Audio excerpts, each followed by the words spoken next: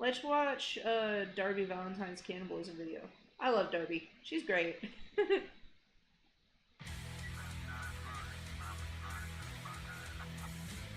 The following video discusses topics surrounding disturbing acts, both fictional and real, as well as depictions of such for educational and documentation reasons. This video is made for mature audiences only. Viewer discretion is advised. The consumption of human flesh has been a constant throughout the history of men within every continent, culture, and country. So let's take a look at my current home's history with cannibalism. This is Cannibalism in America.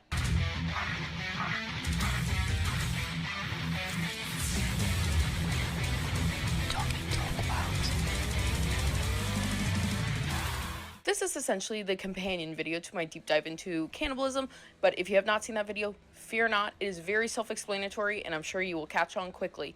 And if you want to see more niche add-ons to that video, make sure to let me know down below. With that, let's not waste any time and let's get straight into the cannibalistic history of America. Let's go! We have to learn about scary shit and people being weird. The first European explorers and colonizers claimed mass amounts of cannibalism committed by the indigenous people of the Americas, from claiming ritualistic spiritual practice of it involving human sacrifice, as well as pure survival cannibalism. This has ceased to be proven factual over the now hundreds of years, and it's mainly properly associated with the justification of their invasion and brutality against them, as it was in the best interest of the invaders to make natives seem like savages, and it means of the justification of their eradication of culture, land, and people themselves. Now, of course, I must mention to you the very real instances we have with anthropological evidence of cannibalism taking place with the indigenous people. Anasazi settlement, located in now current-day southwest Colorado, is one of, if not the only, confirmed indigenous group to have partaken in cannibalism to a certain extent.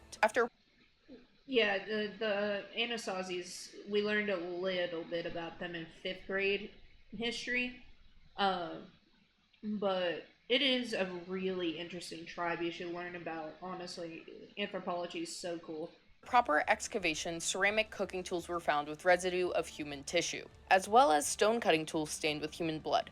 But the definitive piece of undeniable evidence was the biochemical test done on fossilized human excrement within the area of these findings. Dr. Brian R. Billmore, one of the archaeologists working on the findings, said, quote, "Analysis of the coprolite and associated remains at last provide definitive evidence for sporadic cannibalism in the Southwest," unquote. The tests on these findings were done multiple times, showing that the microglobin that appeared could only be found during the consumption of human flesh. The biochemist, Dr. Marler, who ran these tests, stated, "We felt we had to be absolutely sure on such a sensitive and controversial issue. I have no doubt about this data." This wasn't seen as absolutely shocking evidence to archaeologists or anthropologists, as human consumption of each other has been a thing since the dawn of time. It was simply answering an age-old question of, did it actually occur? Once again, I want to reiterate, humans have been eating humans since the dawn of time. This is a blanket occurrence for humans, not for any specific nationality, race, gender, age, or anything of the like. But many believe that cannibalism may have been taking place around the Southwest between 900 to 1150 AD, with findings around 40 sites of human bones showing signs of butchering and even cooking on said bones that resembled the same seen on animal remains. All of these cases are suspected to be in part of survival cannibalism, and a lot of the timings of these remains and where they would have been found actually correlates to when droughts took place at that time. There's 3 types of cannibalism as far as I've understood. There's ritualistic cannibalism, which human sacrifice, you partake in the flesh for the blessings. There's survival cannibalism, when you have no more food and you have to decide if you're going to eat somebody or not. And then there's a fetishistic cannibalism, which is usually serial killers, enjoy doing that. So, yeah. So overall, this was not some sort of institutionalized cannibalism as it was first presented by explorers, but in fact, just typical survival cannibalism you will find anywhere and any time period. Now, when it comes to early settlers and cannibalism, I think everyone just immediately jumps to the Donner Party, which I discussed in the deep dive, so I would much rather speak to you about the real early settlement of Jamestown. It was the first permanent English Okay, we're getting into the Jamestown cannibals. Let's go. Settlement that sat in the now modern-day Williamsburg. It was also the first place that reported the transport of slaves from Africa to North America, and we absolutely will be discussing cannibalism in the transatlantic slave trade later on. The Jamestown colony was founded in 1607 by 104 settlers, with only 38 surviving the first 9 months. Later on in 1609, after multiple supply trips, including new settlers arriving, there would be about 500 Jamestown settlers at the start of the winter.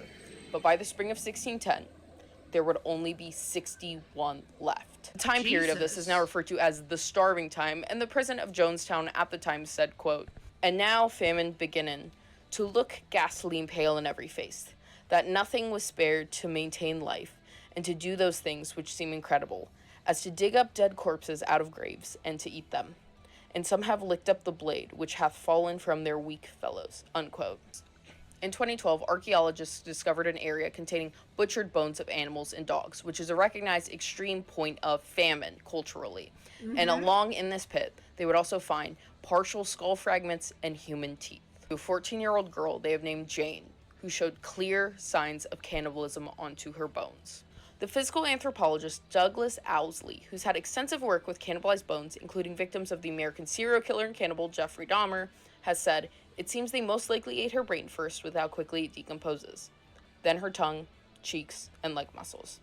It also appears that there's more than one individual involved in the post-mortem dismemberment and eating, as whoever separated her head did not have any experience in butchering of any kind, whereas the cuts found on her shin bones show a very large level of knowledge. It's not totally clear on why Jane in particular was butchered and eaten, or kind of anything surrounding it, but as this was the starving time, it is believed it was survival cannibalism.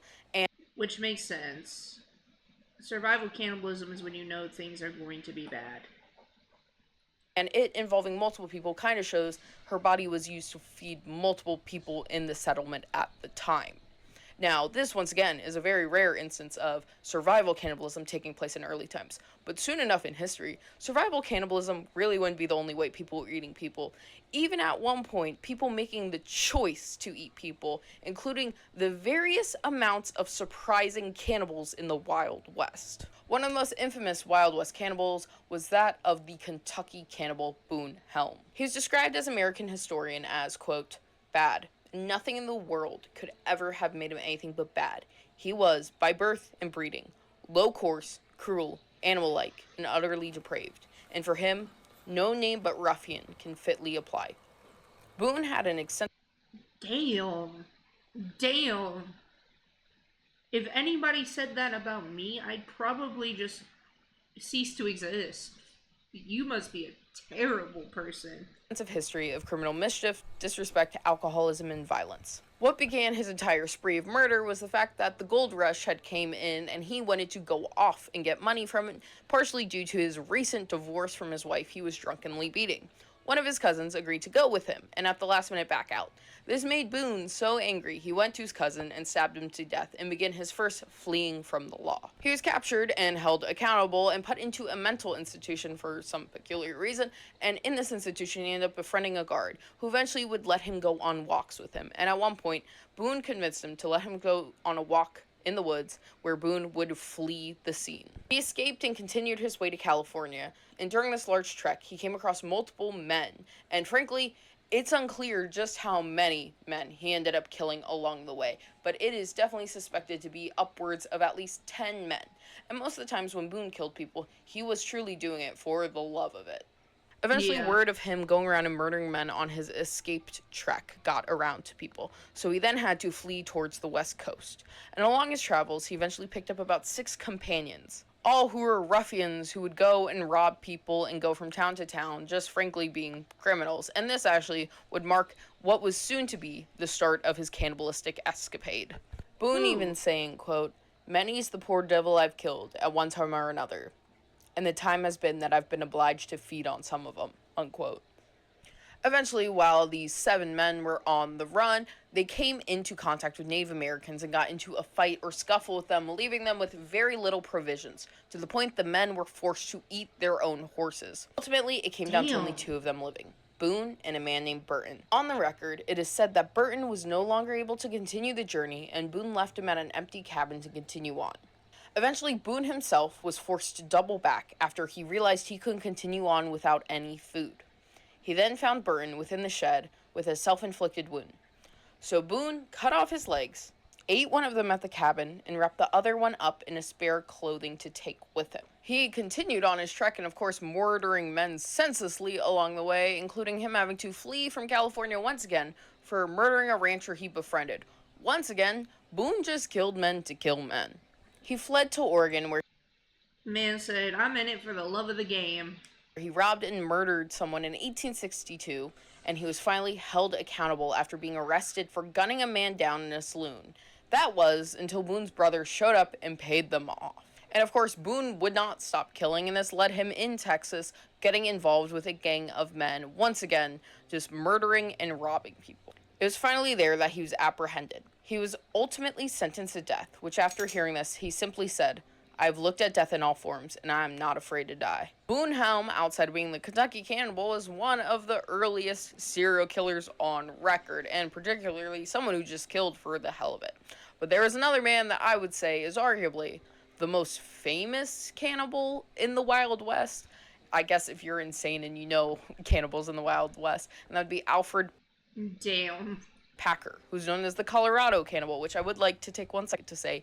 In my original cannibalism video, so tired, I misspoke and said that Cannibal the Musical by Trey Parker and the other guy from South Park, that was a Troma-released musical film about Alfred Packer the Cannibal, was actually vaguely based on the Donner Party. It's not. It's based on Alfred Packer. And Cannibal the Musical is a phenomenal film that I cannot recommend enough. Matt Stone, that's the other guy. Okay. Working as a miner in Utah. Hey, look, I understand forgetting people when you're trying to tell a story. Man, I forget people all the fucking time, and I don't even mean to. Packer and others heard of the gold rush happening within new gold fields in Colorado. He was put in charge of leading 21 other prospectors to the area, traveling through the vast mountain ranges, as he himself had experience as a wilderness guide.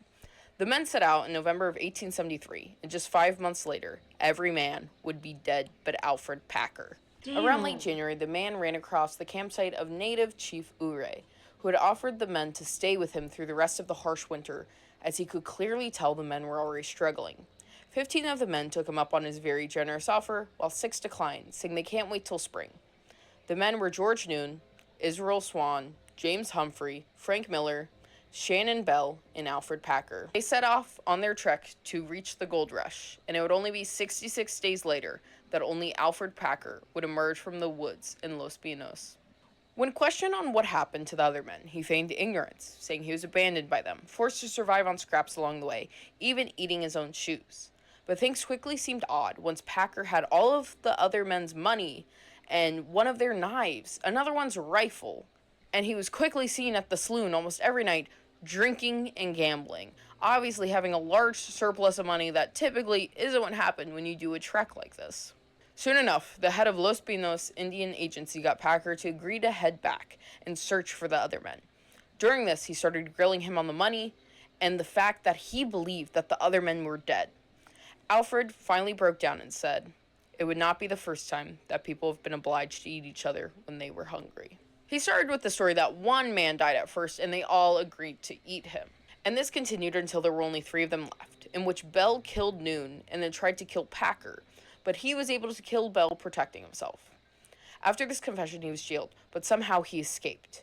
And while he was on the run, they discovered the bodies of the men who were a part of Packer's groups. Instead of being found near various points on a travel trail, they were all found together at one campsite, dead, partially mutilated, and cannibalized. Packer wasn't found until 9 years later living in Wyoming, under a fake identity. When arrested, he gave a news story that he left the campsite to get a better vantage point, and once he returned, all the men were killed, and Bell once again tried to kill him, but Packer overpowered him, and that to survive, he necro-cannibalized the long-dead men. At trial, he was initially sentenced to death, but over time, with law changes and petitioning, it was just turned to manslaughter, and he ended up free on the outside. But at the age of 65, Alfred Packer did die from natural causes that some people relate to him: worry and stress. He himself claimed no wrongdoing up until the day he died. Many people do believe that Alfred Packer killed and cannibalized the other men.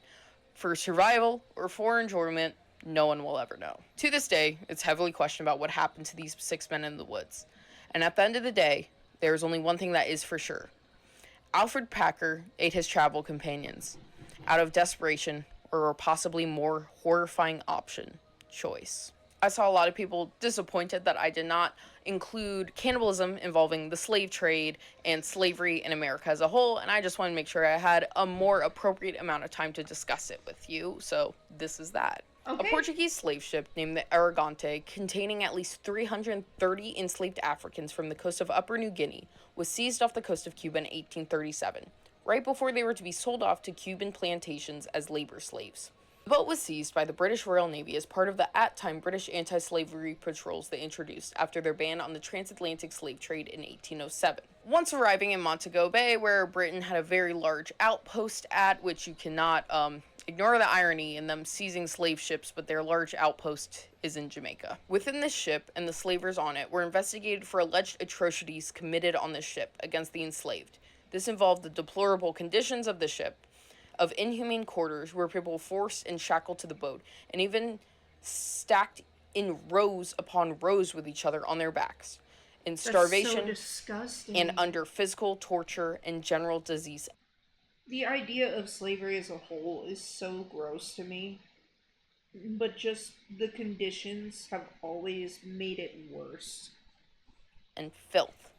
Particularly, this instance includes the killing, cooking, and consumption of an enslaved African man aboard the ship, along with the forcing of eating the man's flesh to the fellow enslaved people on the ship, which was majoritarily children on this boat. When being questioned by British officials conducting the investigation, the enslaved individuals said that they were served a foul-tasting, bad-smelling meat shortly after the man's death, and that if they refused to eat it, they would be beat and tortured.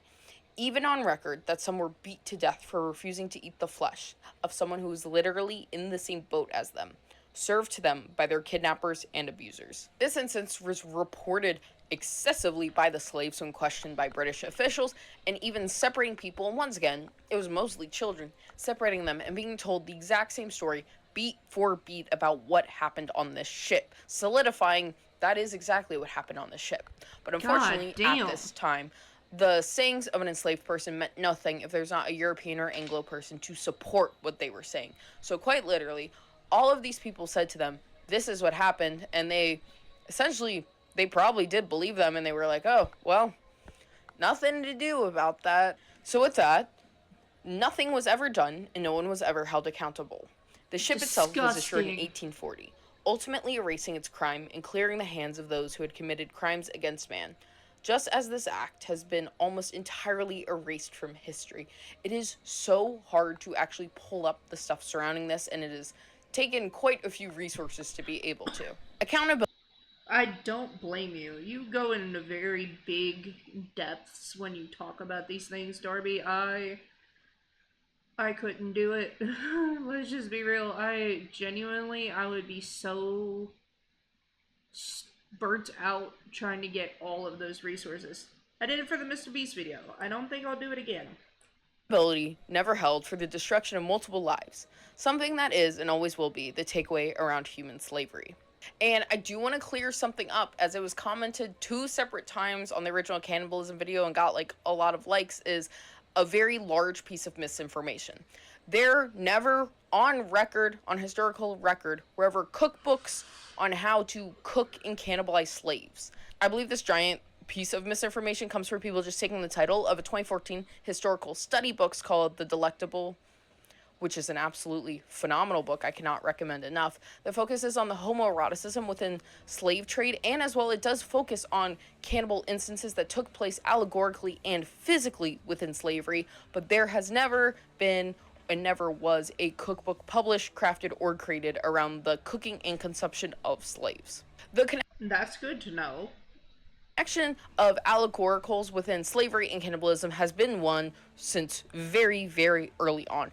Frederick Douglass himself even said, its robes already crimsoned with the blood of millions, and even now, feasting itself greedily upon our own flesh. When discussion of slavery comes up, it usually focuses on terms like civil rights, but for many people enslaved, they refer to it as being eaten, butchered, or treated as livestock, which is not an exaggeration by any means. In particular, It's genuinely not, and that's what makes it so appalling.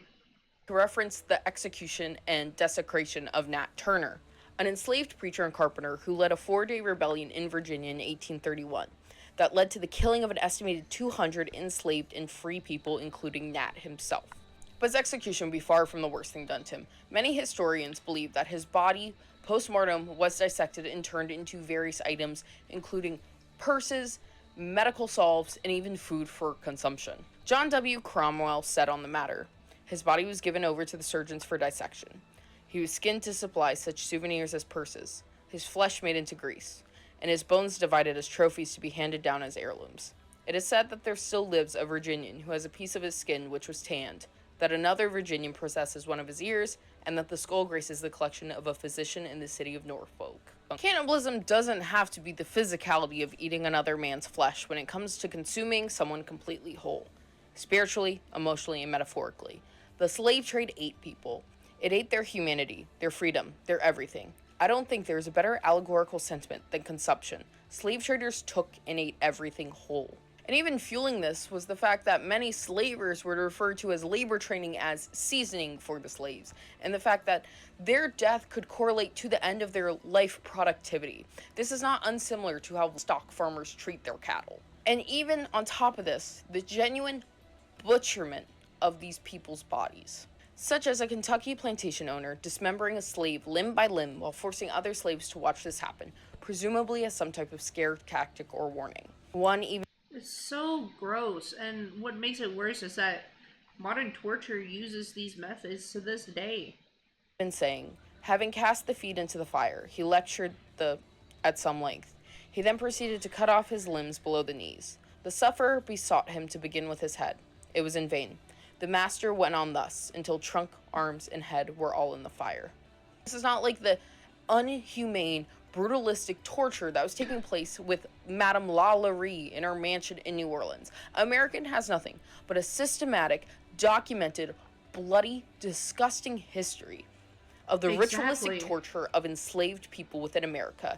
And the cruelty among others, and especially even workers, would continue on time and time again, in particular as well into maritime cannibalism, which I spoke about it in the original video, is maritime cannibalism was so There's such a thing as maritime cannibalism?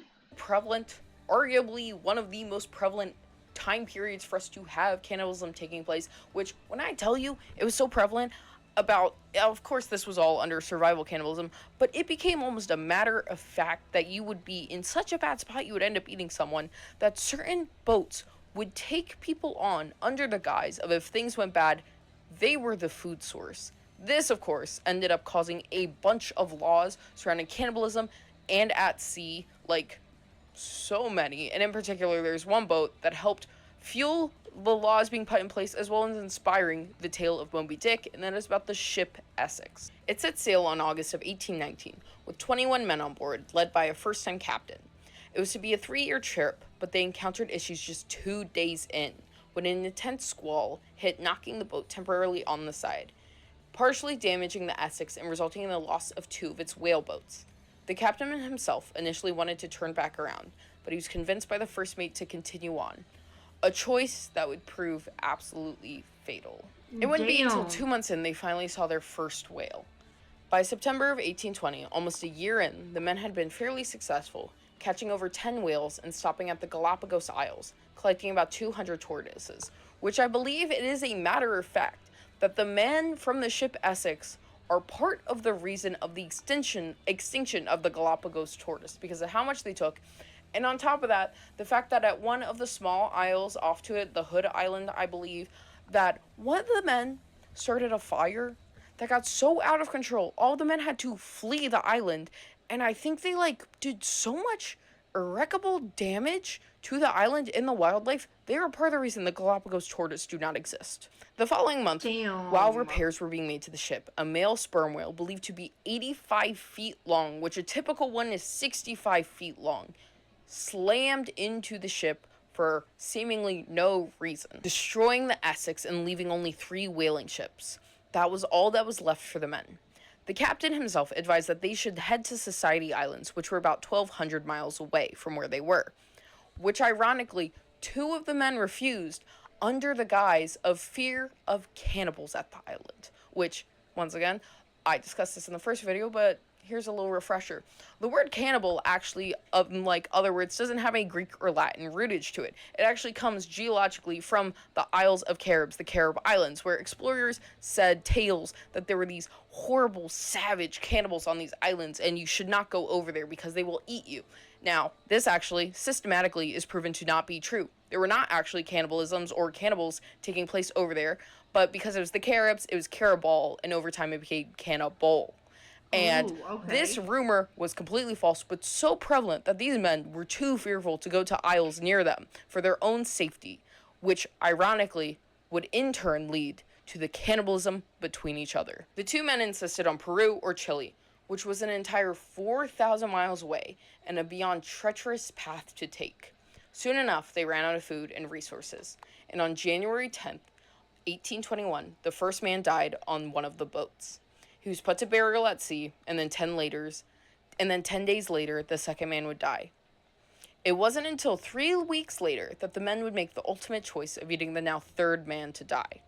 Eventually, the 3 sailors left on this whale ship were rescued by a British ship after 89 days trapped at sea. The other ship fared far worse and more brutally, we can say, and this one took place with our captain on this ship. Between January 20th to 27th, Darby, you good? You had a kind of a glitch in your video. 3 men died and were promptly cannibalized. Damn. Whereas on the other ship, the men waited about 3 weeks until the third death to occur to make the horrible choice of survival, the other ship very quickly turned to cannibalism. And after these 3 men died, next would be the first mate. The man who said they should continue the trek on after the first initial damage that the captain wanted to turn around for. Eventually, these 2 final whaleboats separated, and it's believed the one that did not hold the captain is actually 3 skeletons that were found on a separate island with a docked whale ship.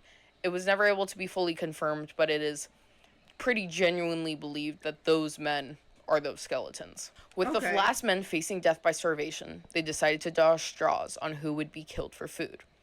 It was the captain's teen cousin who caught the short end of the stick. The captain himself tried to switch spots with him, but the young man refused. He was then killed and eaten on January 6th. 5 days later, another man on the ship died, leaving only 2 of them. They also ate and cannibalized this man. Eventually, they were found by fellow American whaling ships on February. This is one of the most intense and on February when? Or just in February? Documented cases of maritime cannibalism and directly influenced the writing of Moby Dick. I've said it before and I'll say it again, there's something so utterly American surrounding the sensationalism and publicization of serial killers here. And I think when you think of American serial killers and the word cannibal, 2 men immediately jump to your mind. Of course, the Milwaukee cannibal Jeffrey Dahmer and Ed Gein. And I think they've been covered far more extensively than probably anyone ever. Ed Gein also made, it was either Ed Gein or John Wayne Gacy that made furniture and accessories out of people as well. I think it was Ed Gein. I think they have a museum of the shit he made with his victims. Needed to hear, so I thought we would look at 2 maybe lesser known instances to you. The first man is the reason I am very paranoid about locking my doors, because I heard about him when I was way too young, and that is Richard Chase, the vampire of Sacramento. Oh. Chase was a paranoid schizophrenic and institutionalized at the age of 25 after various delusions, including him believing he was walking around completely dead, that his skull was split and it was shifting under his skin, leading him to shaving his head so he could actually watch the plates move around. And the one that got him institutionalized, the injection of rabbit blood into himself, which I'm sure you can imagine would make him very sick. Richard's biggest fixation, as in part of his paranoid schizophrenia, surrounded blood. He was completely infatuated and obsessed with blood. He was always trying to find ways to consume blood and mess with his own blood. This actually led to him being called Dracula in the institution. While Richard was institutionalized, he would find small animals, kill them, and drink their blood. And this is something that followed him his, frankly, entire life. Now, for some godforsaken reason, the institution was convinced they had somehow rehabilitated Richard Chase and released him to his mother. That man looks ghastly, dude. What do you mean? This would be a beyond deadly choice. He quickly left his mother, believing she was poisoning him, and moved in with a group of men, which after his rampant drug use, schizophrenic outbursts, and walking around constantly nude, they asked Chase to leave. He, of course, chose not to, so the men simply abandoned the apartment, leaving Chase alone.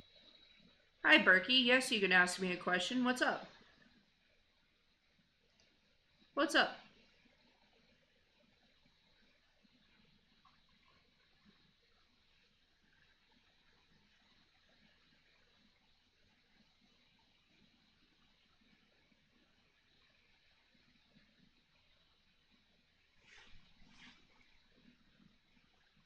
I don't know, to be honest. I just wanted to act like a bot. What are we watching? You know what? At least you're honest. We are watching Darby Valentine talking about America's history of cannibalism. Yet again, and leading to the escalation of his pure, innate violence. Yeah, no, Richard Chase looks like a fucking ghoul here. Like, he did not get rehabilitated at all. Wow. August of 77. I always wanted to try it. What, cannibalism? Or just try. Oh, no.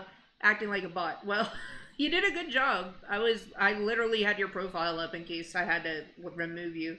2 years after he was institutionalized, the police found Richard Chase covered in blood and holding a bucket with a liver in it. Once determined. No, man. Look, man. I get some weird people over here. I gotta put my hands up, okay? The blood and organ belonged to a cow. The police made the choice to just let Richard go completely free and running around, not really doing any follow-up. Why would you let that man go free? He injected rabbit's blood into himself. He fucking drank the blood of a cow. He was drinking animals' blood in the mental asylum. Why would you let him go? You're doing the right thing, thank you. But no, why would you let that man go? What is wrong with y'all? On this situation. Unbeknownst to them, they would just be letting anyone go. Yeah, they do. They do. These people are ignorant. Ignorant. Which shouldn't have been. They let the soon-to-be serial-killing, necrophilic cannibal on the loose in California. So not only was he eating people, but he was screwing their dead bodies too. Wow. 2 months later in December, Chase, being mad at his mother who wouldn't let him come home, he drove by and shot Ambrose Griffin, a 51-year-old man who was helping his wife in with groceries. Less than 1 month later, Richard would kill Teresa Wallen, a pregnant woman who was inside her own home, which had the front door unlocked. Ew, the whole package. Yes, the whole fucking package. Richard, while during his interrogation, expressed part of his paranoid schizophrenic thoughts was that if a door was unlocked, he saw it as an invitation to come in. So him checking Teresa's door and finding it unlocked thought he was welcome to come in. This also helped fuel the soon nickname of Vampire, as he only went in if he was invited. He shot her with the same gun he had previously used and then proceeded to mutilate her body, as well as drinking a cup of her blood, as this was once again his biggest fixture and delusion. He believed he needed blood to survive and that it gave him power. Even when they went to Richard's house to do the investigation after he was arrested, they found a blender just covered in blood. 4 days later, Richard would kill 4 people: Evelyn Meroth, her 6-year-old Jason, her 22-month-old nephew David, and her friend Dan Meredith. Richard shot Dan in the hallway. He then killed Evelyn and her son in her bedroom. Richard proceeded to cannibalize some of Evelyn's organs and rape her post-mortem. It wouldn't be until months later they would find David, the 22-month-old, decapitated behind a church. The reason we know Richard Chase was the culprit was because during this entire massacre, a neighbor ended up knocking on the door, spooking Richard into taking the body of the 22-year-old, the keys from Dan, and running off, leaving behind. Where's the puppy? You got your puppy! Wait. I gotta see the baby. Let me see the baby. Spooking Richard into taking the body of the 22-year-old, the keys from Dan, and running off. Hi, fluffy baby. I'm sorry. I he's so cute. Look at him. Leaving behind bloody footprints that would eventually lead them to him.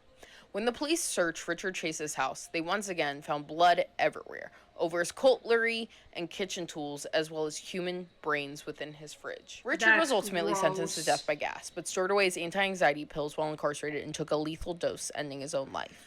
Richard Chase is a prime example of the failing. Man, y'all let this man go crazy, and you knew he was drinking animals' blood. Oh God, I don't get it, dude. I don't get it. I don't get it. It just does not make sense. It does not make sense at all. What the fuck kind of shit is that? You know what I mean? I don't know if that makes any sense, but still, what the fuck? It's made of fucking bullshit. It's legitimately bullshit, bruh. I just, I don't understand. I here, this is my response. What were you just watching? I was watching horrific shit, I guess. Of the psychiatric institutions and the police department about the warning signs of criminal activity, especially serial killing. Time and time again, we see instances where police could have intervened and actually stopped crimes from continuing on, or in this case with Richard, even beginning.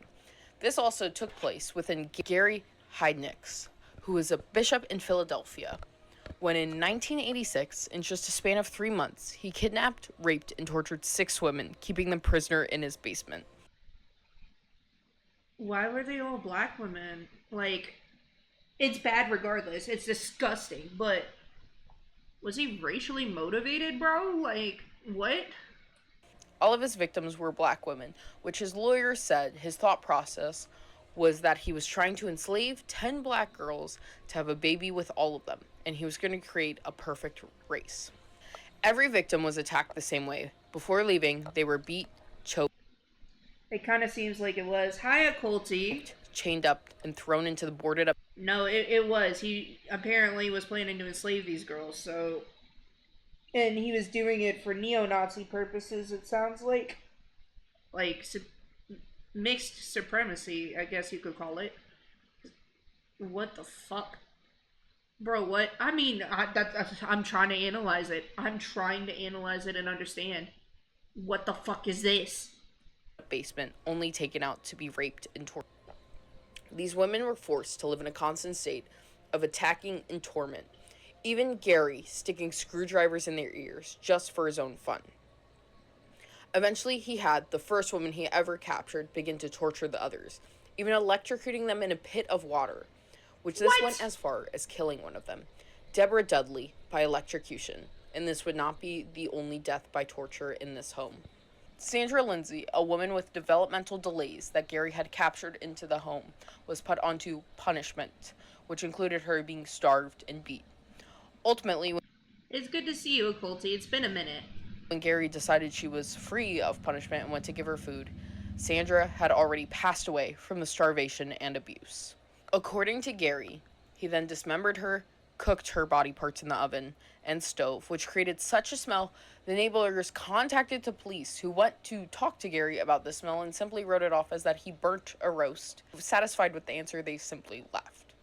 Gary then proceeded to grind the woman's flesh into meat that he mixed in with dog food. On record, this is because apparently one of the women, so starving, saw an ad for dog food on the TV and said it looked good to eat. So he proceeded to mix the flesh of the woman in with the dog Oh, you are not.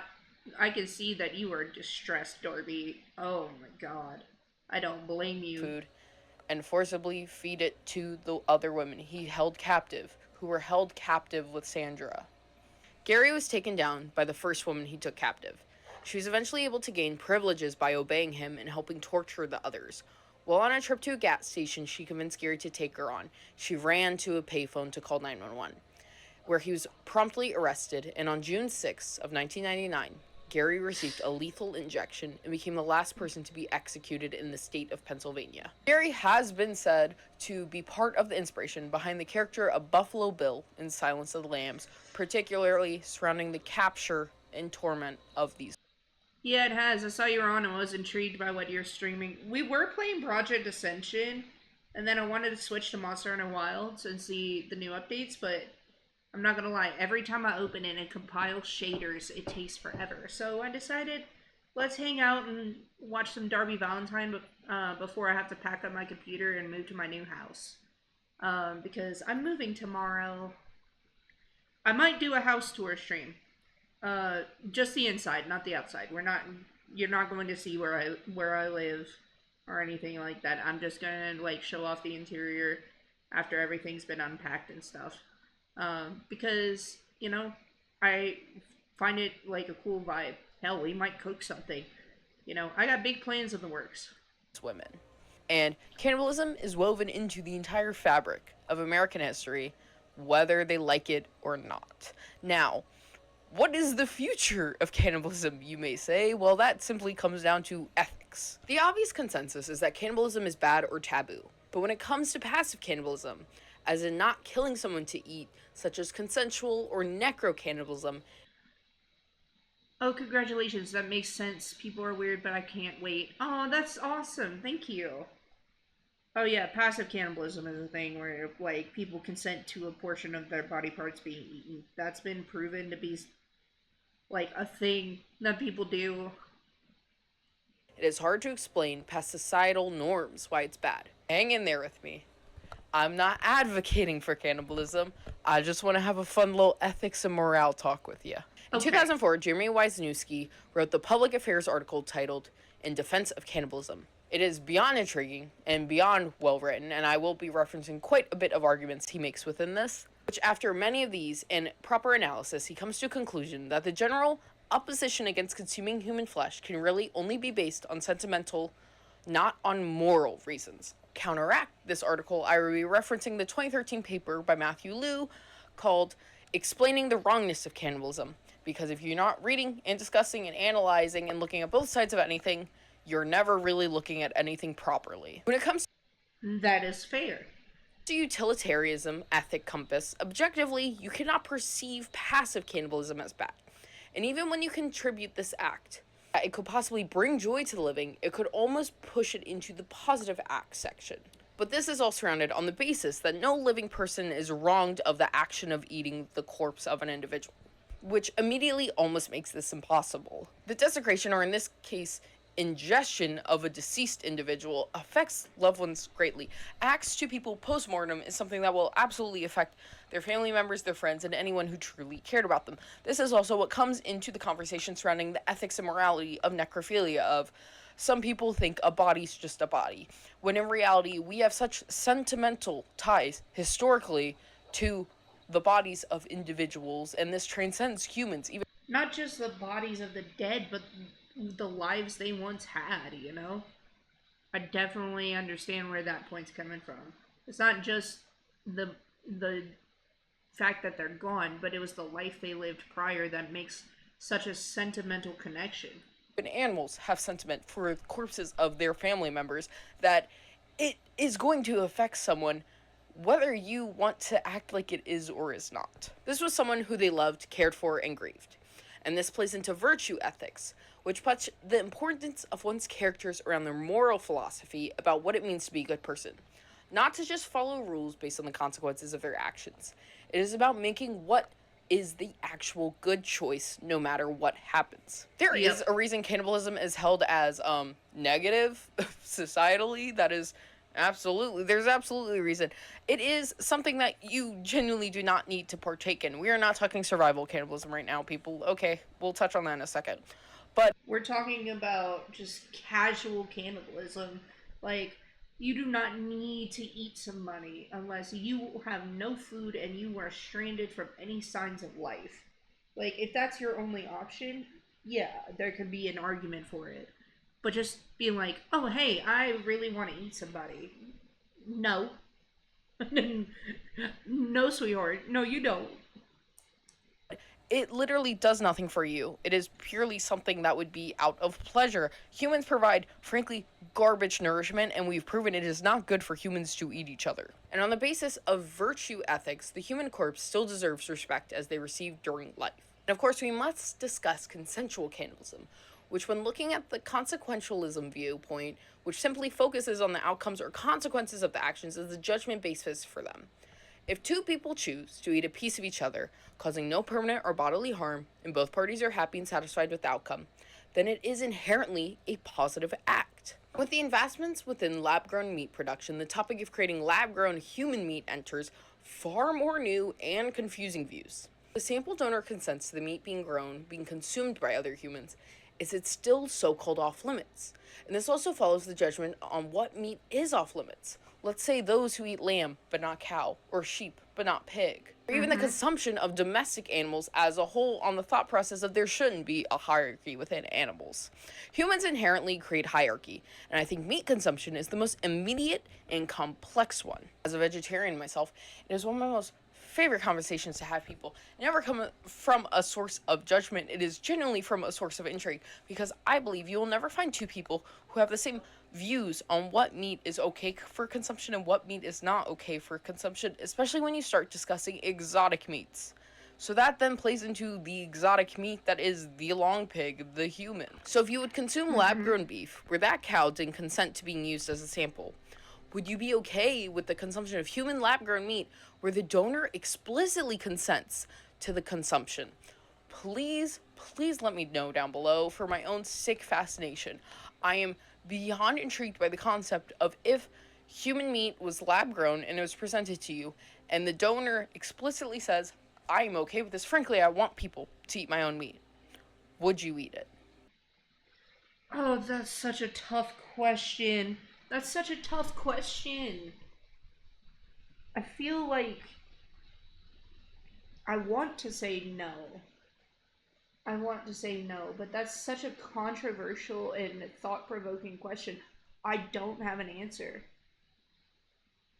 Chat, if anybody's still here, if somebody donated their cells to be used to grow like human meat in a lab and consented to it, and somebody handed it to you on a plate, would you eat it? I don't fucking know. I don't have an answer for this. During a survey in 2024 by YouGov in Britain, they found that 26% of people said they would try human lab-grown meat, and 20% of people said they did not know. This is a considerable jump from the same problem is if it's addicting like actual human meat if you eat it. I don't know. I would assume so because it's from a consenting donor's cells. But I also think because it's in a sterilized environment, it's subject to change. You know? I don't know. survey that was done in 2012, where only 19% of individuals said they would try it. Interestingly enough, the higher percentage of people said that they would try it were women and or people under the age of 25. And at the end of the day, I think everything surrounding cannibalism comes down to moral relativity, especially once we start discussing survival cannibalism. Life is a case-by-case situation. Even in instances of the most taboo, I think, such as cannibalism, it's held negatively by society. When cases of people being deserted and lost, they aren't painted as monsters for participating in survival necrocannibalism to survive, at least by the general public. It's even at some degree used as a way to describe just how dire and horrible of a situation they were in, gaining sympathy before horror. And allegorically, I think cannibalism is a picture of the world, societies, and relationships. We are all cannibals in some sort of way, whether it be the consumption of flesh, skin grafts, or even consuming desire of having another person whole in any sense of the word. The destruction and ingestion of human beings is far more complicated than just killing and eating someone, even though the brutalistic animal sensibility is probably way too common for comfort. Slavery, war, abuse, power imbalances can all be referred to as some type of cannibalism, even not in the physical sense. We are all cannibals. It's not a dog-eat-dog world anymore. It's a man-destroys-man world, and we're all just living in it. the repercussions of men before, and the continuing cycle of easy repetition over the grueling pain of change, gnawing each other. Because I heard that cannibals get addicted to the taste of human meat, which I'm not sure. I don't think I want to find out either. From what I understand, when you eat human meat, like just in its raw, natural way, it affects the chemicals in your brain. It may pop off your addiction receptors. It may. But I do know that it affects the prions in your brain to a point where your flesh kind of is diseased and rotted. So, I don't know. We are full of diseases that in our muscles alone, to where even if it didn't have addictive properties, it would probably fuck us up really bad. I don't think it will have those addicting properties if it's grown, in a sterilized environment. But then again, we don't know. Your whole ripping gristle between our teeth. Does your hand hurt or does your cheek sting? If you made it all the way to the end of this video, thank you so much for watching. Make sure you like, comment, and subscribe and do all the things down below. Once again, please make sure to comment about your opinion on lab-grown human meat. And if there is any niche cannibalism topic you would like to talk about on the channel, make sure to comment it down below. I do read the comments, especially when it comes to video suggestions, and more particularly when it comes to cannibalism, because cannibalism is one of my specialties. So, make sure to leave that down below. Once again, thanks for liking, commenting, and subscribing. Make sure to follow me on all social media. Thank you, Darby. Thank you, Darby. I'm glad we got to talk about this, though. Like, I know it's such a dark topic, and it can be, really distressing, but at the same time, if you don't look at certain things with history and with philosophical questions, sometimes you just don't learn anything. So, yeah. And by the way, I'm not promoting cannibalism. I just want to say that right now.